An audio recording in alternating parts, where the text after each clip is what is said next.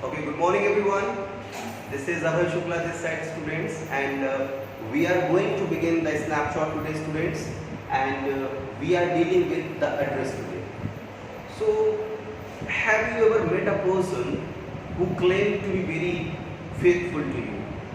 Like if you are in trouble, if you are going to leave that particular place, and if that particular person will come to you and he inform you or she inform you that I will help you, I will take care of all your things, not to worry.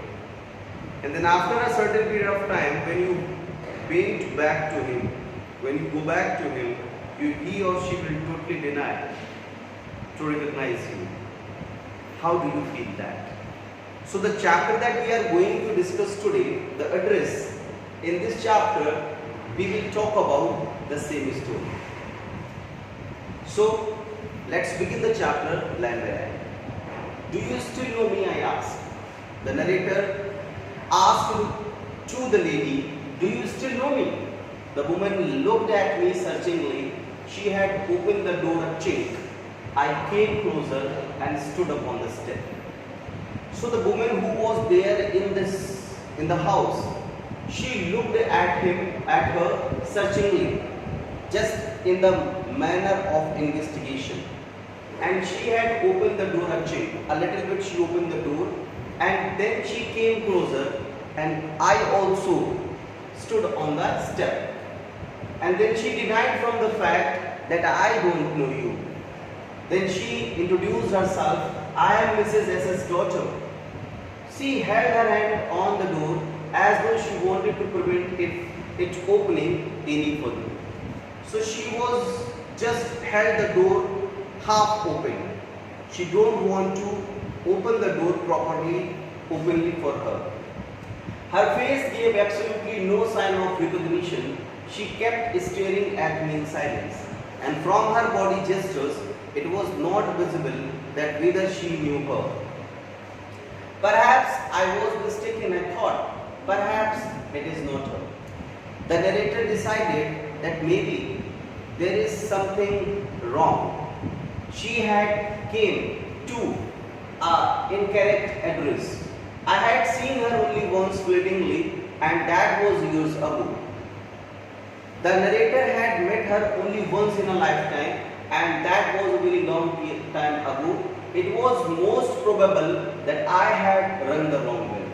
The woman let go of the door and stopped to the side. Half opened the door was half open, and the woman was there, still the woman was there, and she was wearing my mother's green knitted cardigan. So when something belongs to you, you can definitely identify that. This was also with her. She was wearing my mother's green knitted cardigan. The wooden buttons were rather pale from washing, and as the buttons that were actually wooden, due to washing, they lost their charm, their color. She saw that I was looking at the cardigan and half hid herself again behind the door. So when she observed that the narrator was looking at her cardigan, she hid herself behind the door. But I knew that I was right. Well, you knew my mother, I asked. Once again, the narrator emphasized on the fact, do you know my mother? Have you come back, said the woman. I thought that no one had come back, only me. So she said, have you come back? She said the woman. So narrator thought that no one.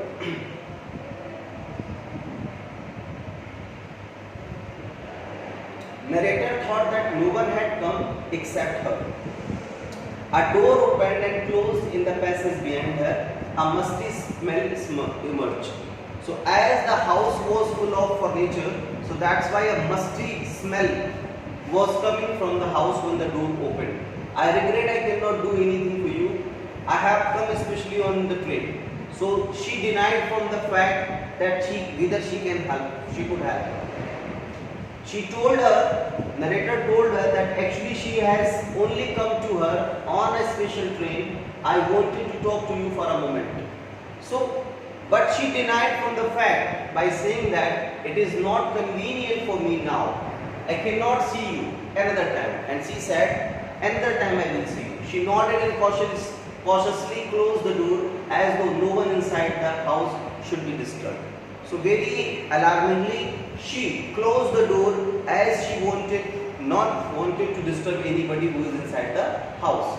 I stood where I was on the step. The curtain in the front on the bay window moved. Then what happened? She was still there on the steps. Then the curtain behind in the passage window, it moved. Someone stared at me and would then have asked what I wanted. From there, someone looked at me and maybe she had asked what I wanted. Oh, nothing, the woman would have said. So there, to that particular person, the householder, she replied that it was nothing. I looked at the nameplate again. Then for the confirmation point of view, once again the narrator looked at the gate. Darling, it said. What is written over there? Darling. In black letters on white enamel. On white marble, there was written actually in black letters, darling, and on the jam a bit higher, the number 46, and there was also written number 46. As I walked slowly to the station, I thought about my mother. So now she left that particular place and she was moving towards the station, and in the way she was thinking about her mother, who had given me the address years ago. I had been in the first half of the war. I was home for a few days, and it struck me immediately that something or other about the room had changed. So actually, I was home for a few days. Now she is just talking about her past when she was after the war, when she was there in the home for a few days, and it suddenly struck to her mind that something about the room in which they were living, there are some changes. I missed various things. My mother surprised I should have noticed so quickly, and when she just told this thing to her mother also surprised her how quickly you noticed all these things. Then she told me about Mrs. Darling. I had never heard of her, but apparently she was an old acquaintance of my mother. So in the entire life she had never heard about the lady, Mrs. Darling, but at that time she was just immersed as an old acquaintance of my mother, whom she had not seen for years. She had suddenly turned up and renewed their contact since she had come regularly. Just notice the line, she had suddenly turned up. Suddenly she came and renewed their contact. This is a warning. When somebody suddenly comes to you, and if he or she wants to renew the contact, definitely there is something wrong. So this was also with the lady. Since then she had come regularly. Every time she leaves here, she takes something home with her, said my mother. So my mother informed me whenever she came to us, she took some marvelous thing from our house. She took all the table silver in one go, and then the antique plates that hung there, she had trouble lugging those large vases, and I am worried she got a crick in her vase from the crockery. So as she was doing a lot of hard work in better say stealing those things from their house, though her ignorant mother said that maybe there is a crick in her bag from the crockery. My mother shook her head pityingly. I would have never dared ask her. She suggested it to me herself. She ever insisted she wanted to save all my nice things. So always she used to say, Mrs. Darling used to say, I want to save all your things. If we have to leave here, we shall lose everything, she says. So as the war was on head, so they can be forced to leave all those things, and then those things can be destroyed by the enemies. So that is why she don't want to lose all those things. Have you agreed with her then that she should keep everything? I asked, as if that necessary. My mother cried. It would simply be an insult to talk like that. I think about the risk she is running each time she goes out of the door with a full suitcase of her bag. So whenever she went outside, there was also a risk outside, as she was just coming out of their home and taking the things with them. My mother seemed to notice that I was not entirely convinced. She looked at me reprovingly, and after that we spoke no more about it. So her mother, though her mother knew very well that my daughter is not fully convinced with my thoughts, whatever I have delivered. So meanwhile I had arrived at the station without having paid. Now this is the present condition. When she came to the station without paying much attention on the things on the way. So whenever we live to a particular place, there are some memories that are stuck to that particular place. So this was also with the lady. She has beautiful memories, past memories with that particular place.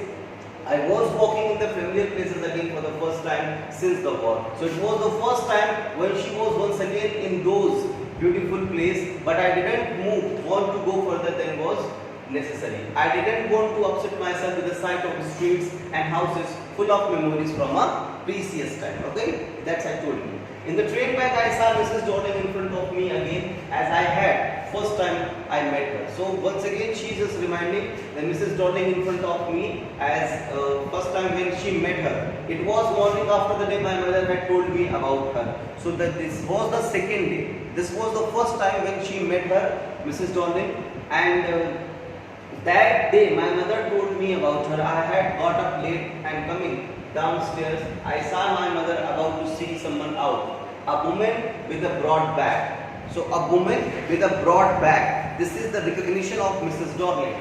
So there is my daughter, said my mother, and she beckoned to me. The woman nodded and picked up the suitcase under the coat rack. She wore a brown coat and a shapeless hat. So this was the attire that she was wearing at that day.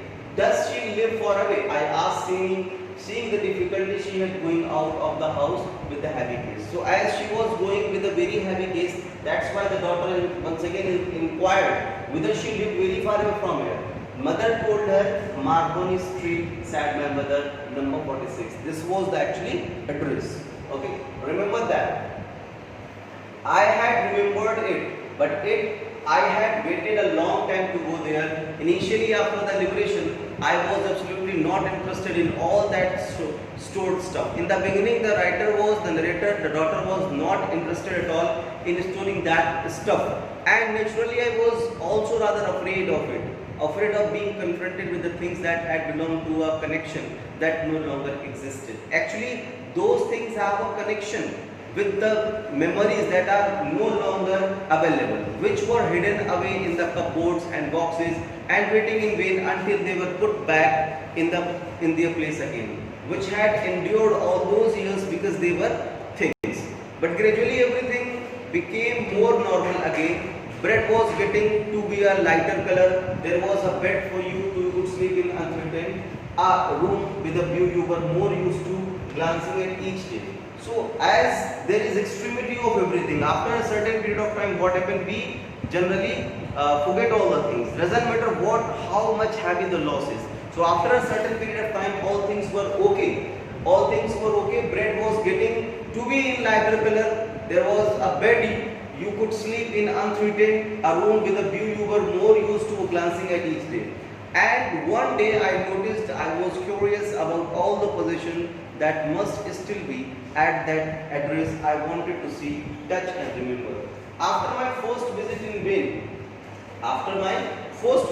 vain to Mrs. Dorling house, I decided to try a second time. Now she wanted to do one more try. Now and when she went over there, a girl about 15 opened the door and I asked her if the mother was at home, whether the mother was at home or not. So no, she said my mother's doing errand. No, mother, I said I will wait for her. So when she informed her that actually her mother is not at home, then she said that okay, it's okay, I will wait for her over here. So I followed the girl along the passage and old-fashioned iron hookah, a candle holder hung next to a mirror. So usually what happened in the antiques, things are very antique. They are very ancient. They have their own charm. So such was the condition that was with that particular thing. There was a Hanukkah. Hanukkah is a different candlesticks together. We never used it because it was much more cumbersome than a single candlestick. Won't you sit down? The girl asked to the lady, won't you sit down? She had opened the door of the living room and I went inside past her. I stopped horrified. I was in a room I knew I didn't know. She was actually in a room where she don't know what is over there, and she actually don't wanted to know anything about that particular room, as the room was reminding her about the past. That's why. Because of the tasteless was everything was arranged, because of the ugly furniture or the muggy smell that hung there, I don't know. But I scarcely dared to look around me. The girl moved a chair. I sat down and stared at woolen tablecloth. I rubbed it. My fingers grew warm from rubbing. I followed the lines of pattern. Somewhere the edge there should be a burn mark that had never been repaired. So actually, if something belongs to you, definitely there are some signs that you know better. This particular thing is mine. Okay, so this was also with the lady. There was a burn mark on that particular thing, and that has not been repaired still at that time. My mother will be back soon, the girl said. I have already made tea for her. Will you have a cup of tea? So the narrator denied. Okay, thank you. I looked at the girl, put cups ready on the tea table. She had a broad back. She is also having a very broad back, just like her mother. She poured tea from the white pot. All it had was a gold border on the lid. I remembered she opened a box and took some spoons out. So that's a nice box. I heard my own voice. It was a voice as though each sound was different in this room. Oh, you know about them. She had turned round the pot on my tea. She loved my mother says it is antique. She informed her that these things, as her mother told her, that these things are antiques. We have got lots of more. She pointed round the room, see for yourself, and she also suggested to look by yourself. I had no need to follow her and I knew which things she meant. I just looked at the still life over on the tea table. As a child, I had always fancied the apple on the pewter plate. We use it for everything, she said, once we add our plates hanging there on the wall. So now the daughter is just telling her that they also have used all those things, and once they also have eaten in those plates who were hanging over there. I wanted so much, but it was not anything special. I had found the burn mark on the tablecloth. The girl looked questioningly at me. Yes, I said, you get so used to touching all these things, lovely things in the house. You hardly look at them anymore. You could only notice when something is missing, because it has to be repaired or because you have left it, for example. Okay, now she is saying that I don't have any interest on all those things, and though she was having interest, then she told her that actually when you miss something, then you and when that particular thing is not repaired, then you started to think about that. Okay, so again I heard the unnatural sound of my voice and I went on. I remember my mother once asked me I could help her polish the silver. She was reminding her past when her mother was asking her to polish that silver. It was a very long time ago and I was probably bored that day perhaps. I had to stay at home because I was ill. As she had never asked me before, I asked her which silver she meant, and she replied surprised that it was the sports box and knives, of course. And that was the strange things I didn't know. The cutlery we ate of every day was silver. The girl laughed again. I really don't know it is either. I looked intentionally at her. What we eat with, she asked. Well, do you know? She hesitated. She walked to the sideboard and wanted to open a drawer. I will look. It is here. I jumped up. I was forgetting the time. I must catch my train. She had her hand on the drawer. Don't you want to wait for my mother? When she told her that I just want to catch my train, once again she forced her to wait for a while. Do you don't want to meet my mother? No, I must go. I walked to the door. The girl pulled the door open. I can find my way, my own way. As I walked down the passage, I heard the jingling of spoons and forks. At the corner of the road, I looked up at a nameplate, Arboni Street, it said. I had been at number 46, the address was correct. Though once again she looked at that address and that address was correct, but now I didn't want to remember it anymore. I won't go back there because the objects that are linked in your memory with the familiar life of former times instantly lost their value and severed from them. You see them again in strange surroundings, and what should I have done with them in a small rented room, where the shred of the black paper still hung along the windows and no more than a handful of cutlery fitted in the narrow of table drawer. I resolved to forget the address, all of the things I had to forget, that would be easiest. So it was easiest for her to forget all about all those things. Okay, so this is all about the chapter, students. I hope you all have understood the concept. Still, if you have any query, any doubt, you can ask me in the school WhatsApp group. Thank you so much. Keep learning and keep watching. Thank you.